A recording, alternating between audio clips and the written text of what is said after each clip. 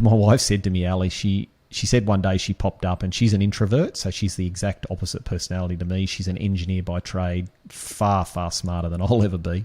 And she came in, she goes, look, I know you said it's impossible, and I know the doctor told you it was impossible. She goes, but I don't believe it. And I said, well, love, you're shit out of luck. You know, this is the facts. This is the reality. And that's where, and then we started a journey, Ali, which was an interesting scenario. We went and saw a doctor.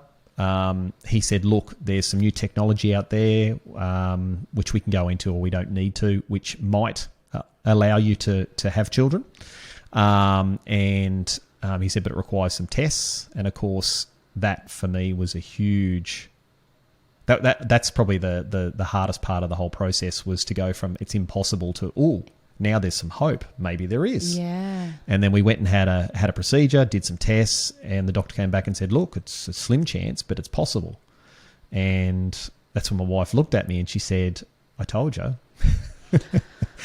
That's, yeah. I'm just sitting here as you're saying that, and I'm thinking about what it would be like sitting in a doctor's surgery. Because how long had you been told that you couldn't have children for before you got the possibility? I think I think since I was in my early 20s. Yeah, yeah. So I'd known. This was when I was 30. I was 30, roughly 35, I think. Ali, so 15 years. So 15 years of thinking, absolutely no way, this is not possible. You create your whole future and life around not being able to have children, and now you're sitting in doctor's surgery with the potential possibility that you might.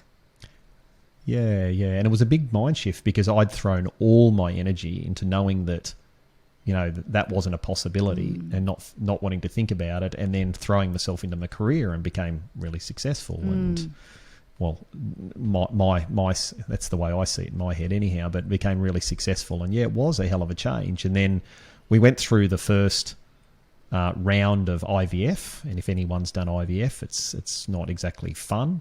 And the doctor essentially came aside and said, you're wasting your money. Give up. I know I told you could, but it's impossible.